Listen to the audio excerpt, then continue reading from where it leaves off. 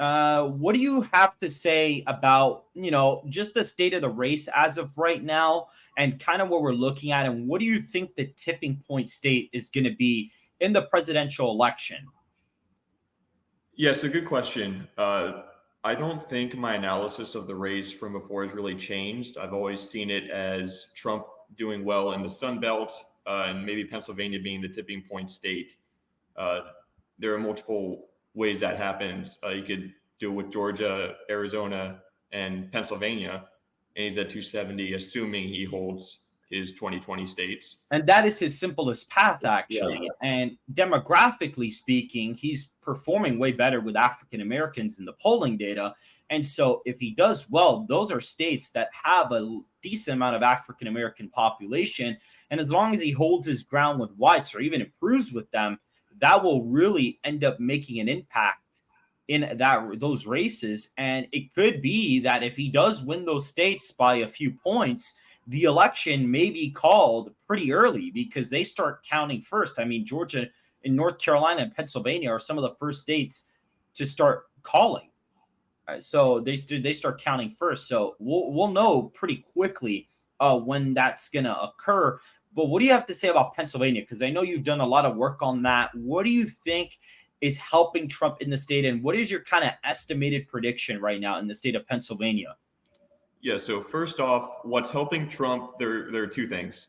One is Democrats are maxed out in their base areas, the city of Philadelphia, the collar counties around there, particularly Montgomery and Delaware. They're getting maxed out for them.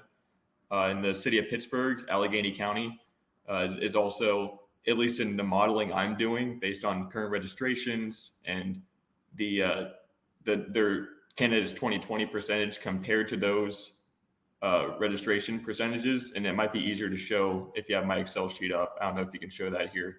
You can go ahead. I believe you're able to share your screen. You should be able to do that there. It should be on the bottom. It should say present. You should be able to share your screen.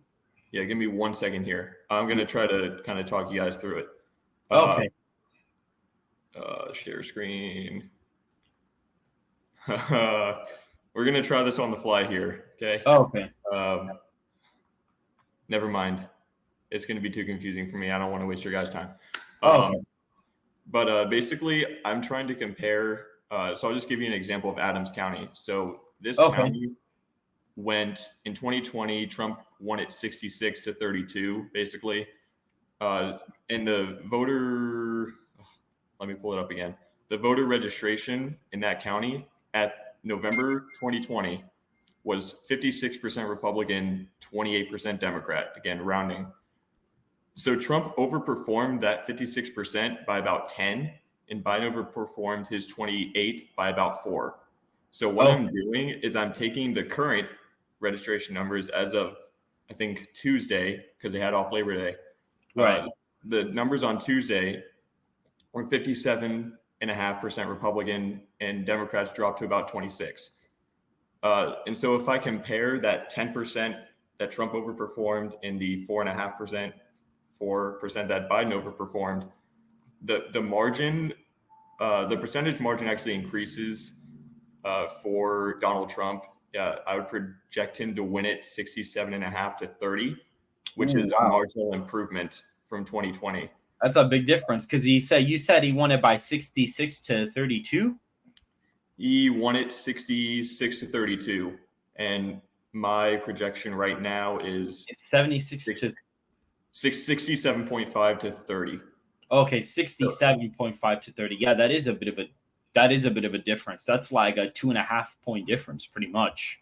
Yeah, and so my average has him winning the state by like 2.5 to 3 points. I don't know, is that like a swing county, or even if it's a rural county? I mean, it'll still help out anyway to get that margin, probably. So yeah. So interestingly, Adams County, is the first one on the list. It's the first one alphabetically, but interestingly, I've been looking at the age demographics because the Pennsylvania voter rolls are somewhat extensive with that. And Adams County has not been trending very favorably with the young vote for Republicans.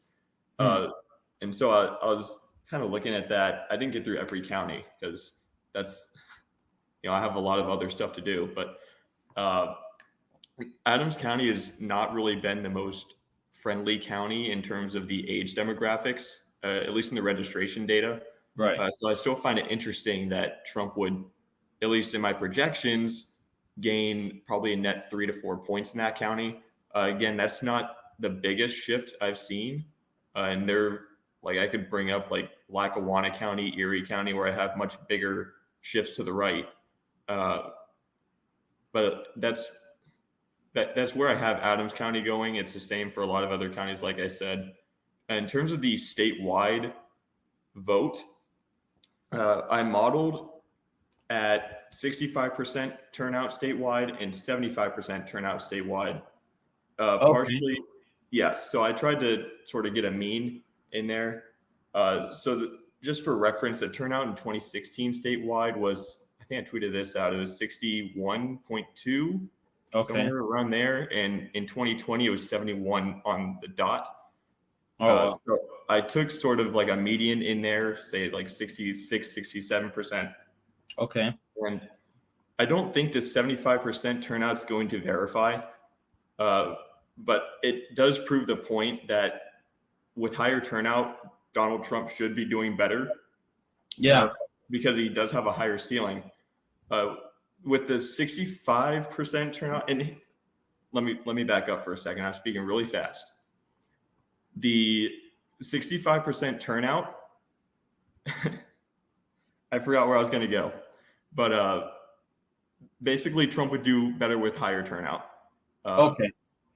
So it's pretty apparent that he's doing better with higher turnout statewide, essentially, which is what we were seeing in the registered voter data anyway before Harris. It seems like Harris in the likely voter screens is starting to do better now, which if the electorate's going to be more educated, it would kind of make sense, because there may be certain demographics that may be sort of trending in that direction. So it may be that that's the case.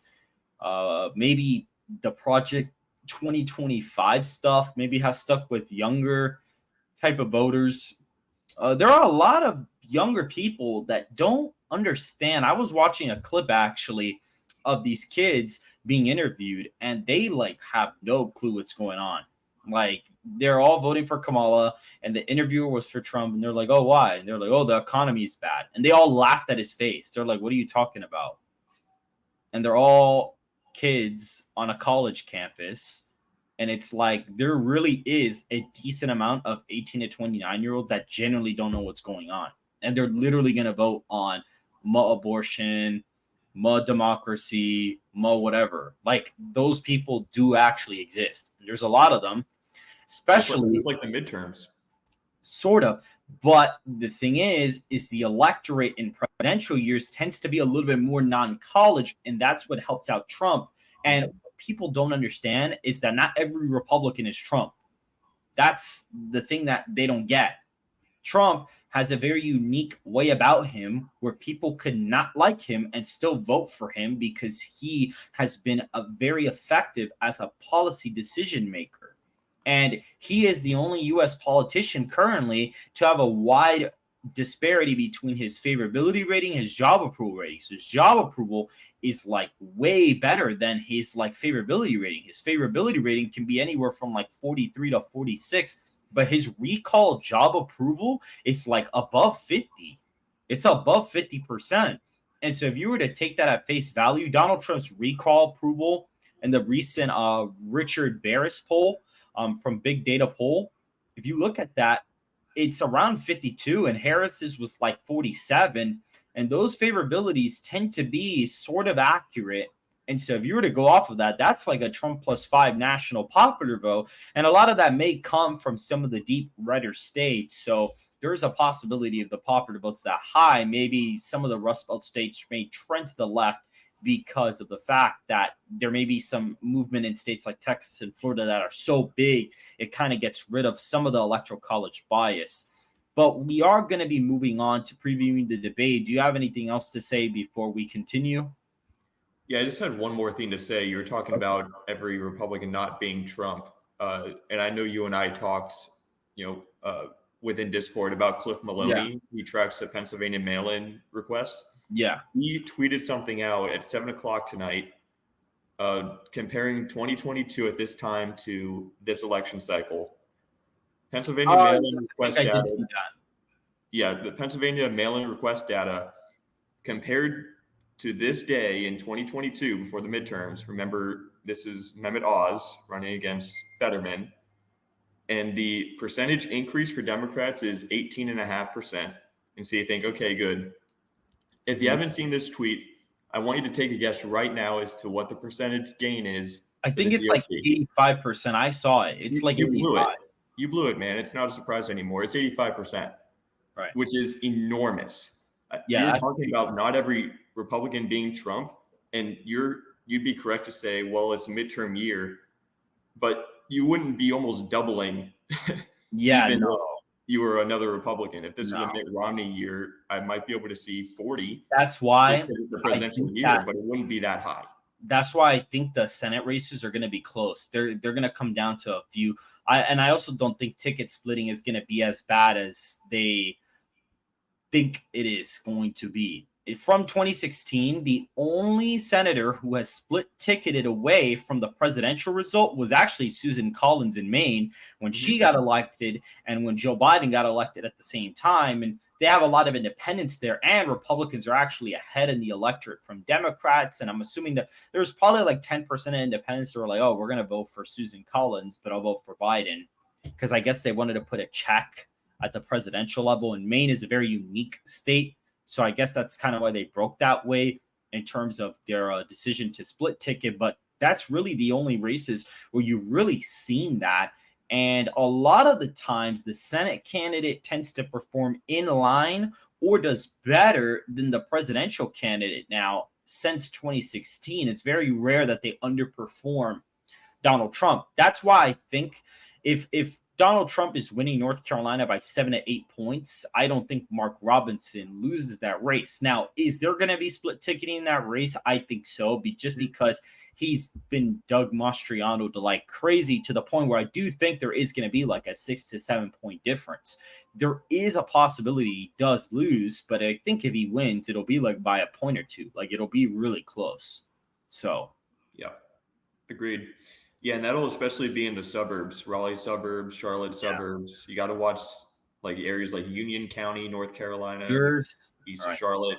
You got to watch obviously Wake County. You got to watch those suburban areas too, because that will, if he's running close to Trump within like say 2 to 3 points, he'll be just fine, I think. Right. Yeah. If he's running within 2 to 3 points of Trump, like he'll be fine. Because either way, even in like a competitive election, like let's say like the Rust Belt states are really close, like there are tilt margins, I still think Trump's going to win North Carolina by like 4 or 5. Yeah. And so even then, it's like he could still like narrowly eke it out. So we will see what's going on there. But thank you for being on the show. It's nice having you. Yeah. Good to talk to you. Thank you.